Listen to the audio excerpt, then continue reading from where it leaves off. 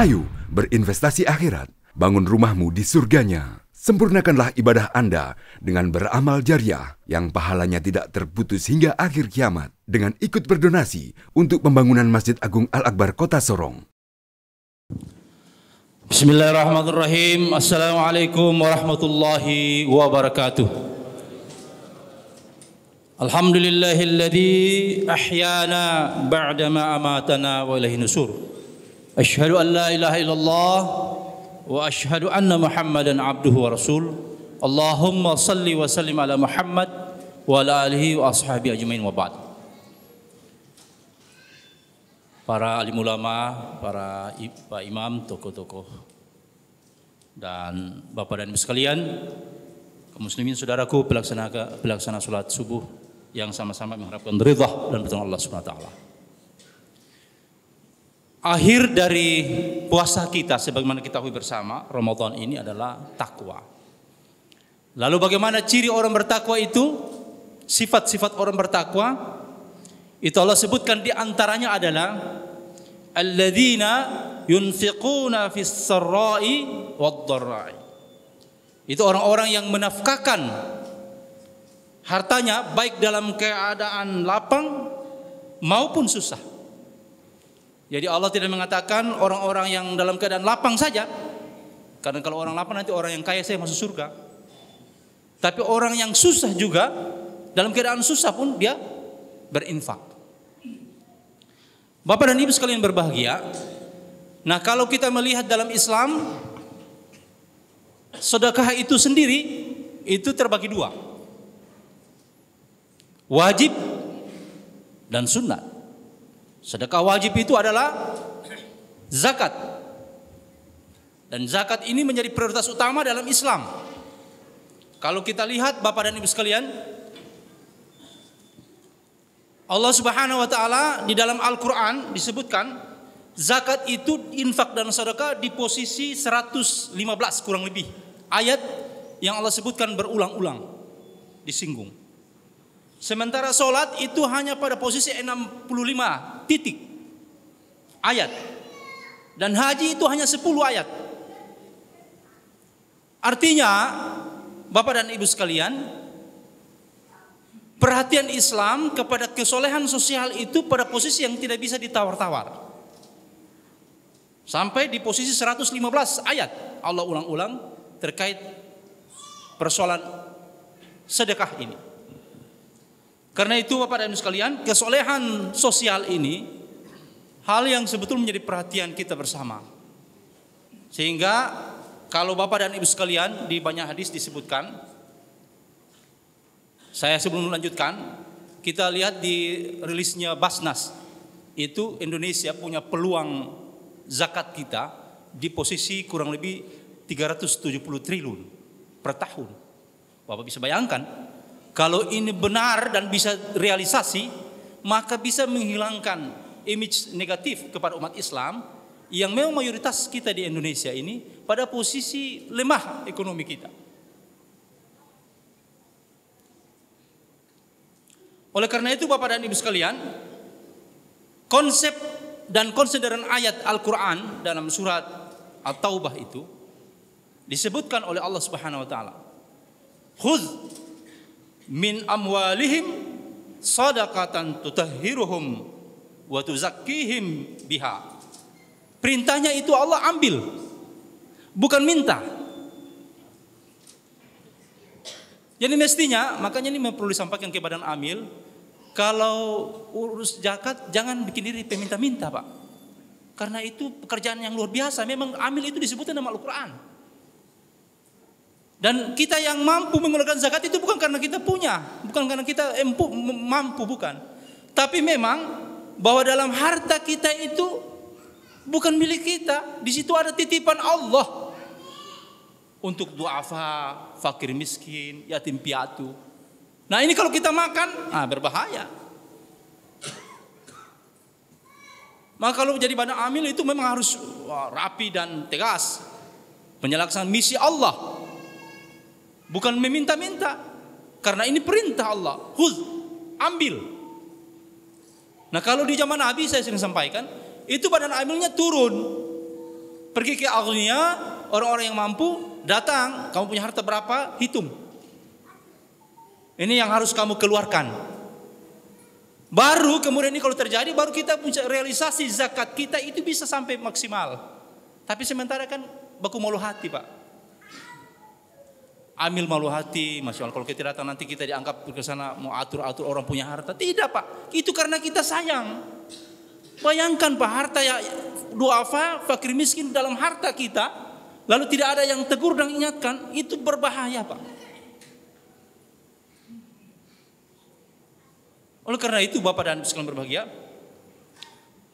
dalam konsep kesolehan sosial merupakan hal yang utama dalam Islam juga, karena kita tidak hidup sendiri. Bahkan kalau dalam hadis disebutkan, dan yang paling kecil sekali itu bertetangga, kehidupan bertetangga diatur dalam Islam. Kamu, kata Nabi SAW, belum dikatakan beriman kalau kamu tidur dalam keadaan kekenyangan, sementara tetanggamu tidur dalam keadaan kelaparan. Artinya itu perhatian Islam. Nah, yang terjadi saat ini Bapak dan Ibu sekalian, kalau kita lihat di kota-kota besar, kehidupan yang sudah hedonisme, sudah melupakan kehidupan sosial. Terkadang pagar rumah itu lebih tinggi daripada rumahnya. Di atas pagarnya itu ada kawat duri, lalu digantunglah ada tulisan kecil di atasnya, awas strom berdagangan tinggi. Di depan pagarnya tidak menerima sumbangan dalam bentuk apapun. Kemudian ada pos penjaganya lagi. Satpamnya itu sangar, Pak, kumisnya tebal. Nanti bau bangkai, baru dia kaget. Oh, sebelah ada bau bangkai, baru orang meninggal, Pak. Hedonisme, kehidupan sudah luar biasa.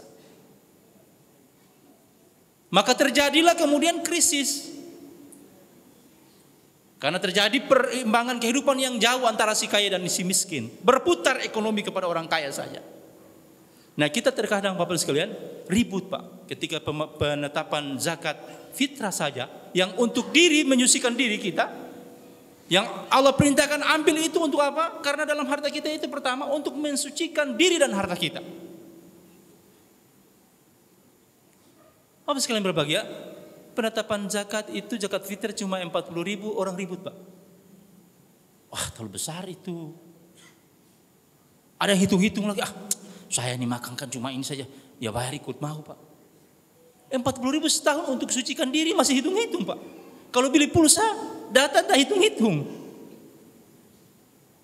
Barang satu bulan itu sampai dengan 300.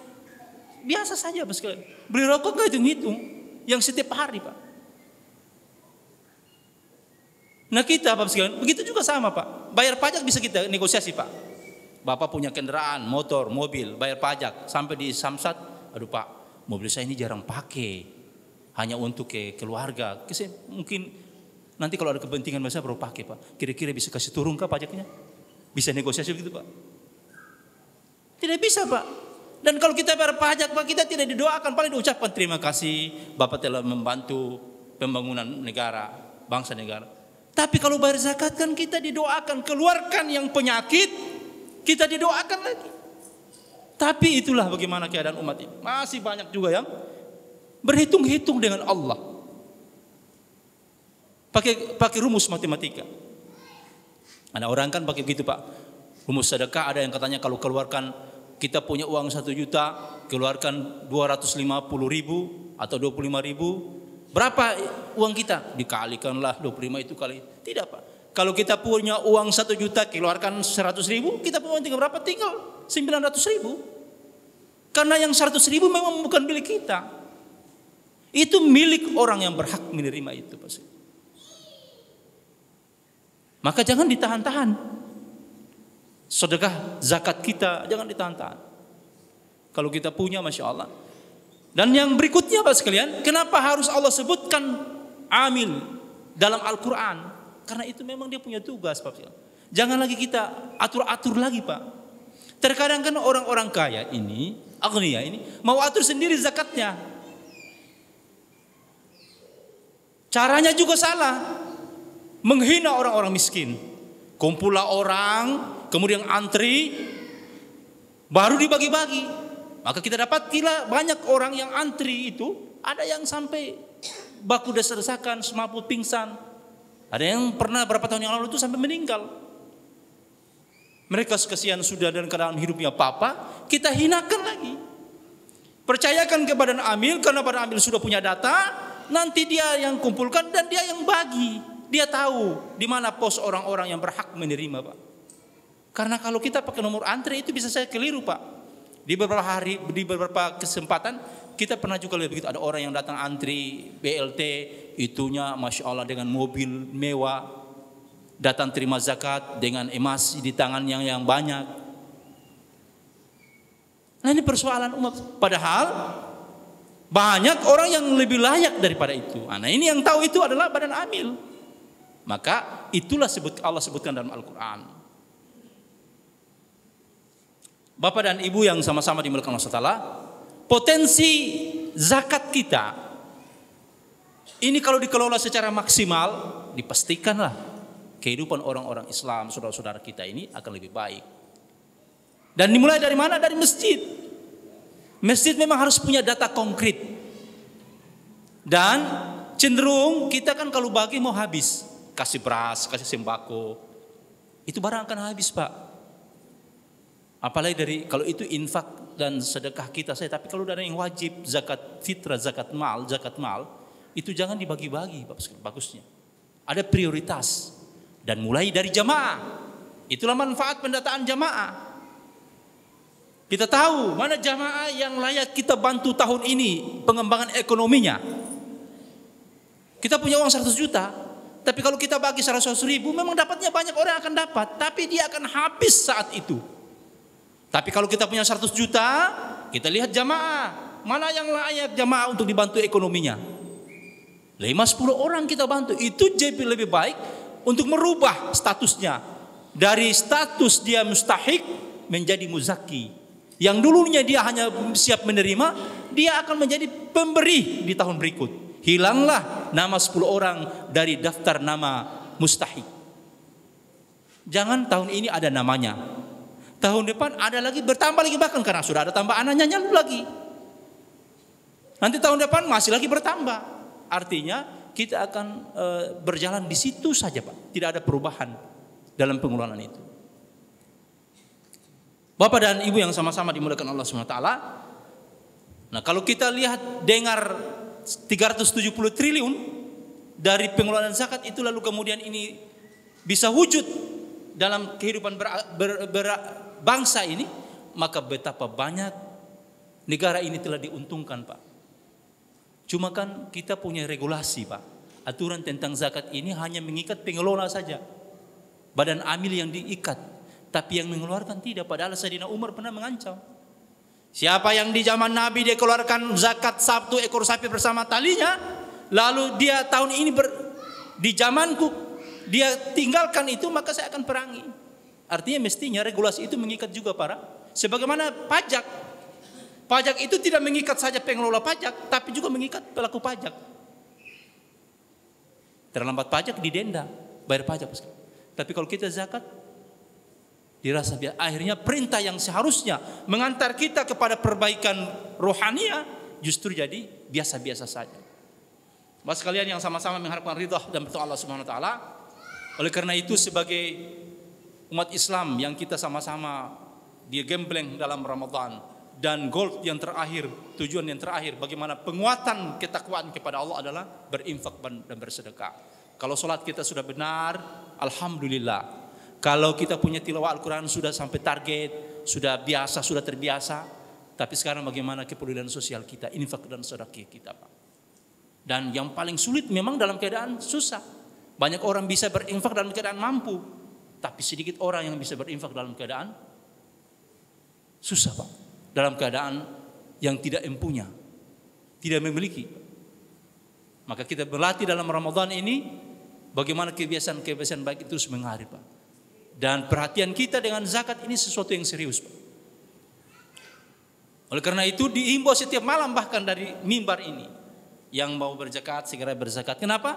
Karena kalau tunggu sampai di emergensi waktu, kita kasihan para duafa, Pak. Kita hanya bawa cuma beras 5 kilo di malam takbiran. Terus nanti dia mau masaknya cuma makan beras saja. Dia juga perlu tambahan makan yang lain. Mengembirakan dia Pak, jangan cuma kasih beras Pak. Maka itu dihimbau, mengeluarkan zakatnya segera. Jangan ditahan-tahan. Karena orang yang ingin juga gembira, yang duafa, fakir miskin, yatim piatu juga ingin bergembira di malam-malam kemuliaan, di malam-malam takbiran, di malam-malam Idul Fitri itu. Sebagaimana orang-orang kaya yang bergembira dengan baju barunya, dengan makanan enaknya, maka bila kita gembirakan mereka, insya Allah kita pun akan menjadi bagian dari fitrah itu sendiri. Oleh karena itu Bapak dan Ibu sekalian berbahagia, mari kebiasaan-kebiasaan baik yang telah kita tanam selama Ramadan ini kita buat. Infak sedekah yang telah berjalan itu jangan dalam Ramadan saja. Biasa memberikan makan karena orang susah bukan dalam Ramadan saja. Sudah, nanti tunggu Ramadan. Terkadang kesalahan kita juga begitu. Zakat itu kan ada batas waktu, haul dan nisabnya. Tapi jangan bergantung semua kepada Ramadan. Usahanya dari bulan Mei, dia tunggu Mei depan lagi sudah harus keluar. Jangan tunggu Ramadan. Usahanya dari bulan Agustus berikut sudah keluar. Jangan tunggu juga Ramadan. Karena itu tadi Bapak sekalian, orang susah dan duafa, fakir miskin itu bukan dalam Ramadan. Di luar Ramadan pun mereka butuh bantuan dan uluran tangan kita. Kebiasaan baik yang telah kita buat, kita rintis selama Ramadan, menggapai ketaatan kepada Allah Subhanahu wa taala adalah yang selalu menginfakkan dalam keadaan lapang dan keadaan susah. Semoga Allah mudahkan kita dalam kebaikan. Allah istiqamahkan dalam ketaatan kepada Allah Subhanahu wa taala dan Allah matikan kita semua dalam puncak-puncak ketaatan kepada Allah Subhanahu wa taala. Kepada Allah saya mohon ampun dan kepada Bapak dan Ibu sekalian mohon maaf yang sebesar-besarnya. Allahu minkum subhanakallahumma wa bihamdika asyhadu an la ilaha illa anta nastaghfiruka wa natubu ilaik. Assalamualaikum warahmatullahi wabarakatuh. Ayo dukung media dakwah Masjid Agung Al-Akbar dengan ikut berdonasi pengadaan alat multimedia dan operasional dakwah. Usia boleh terputus, pahala jariah mengalir terus.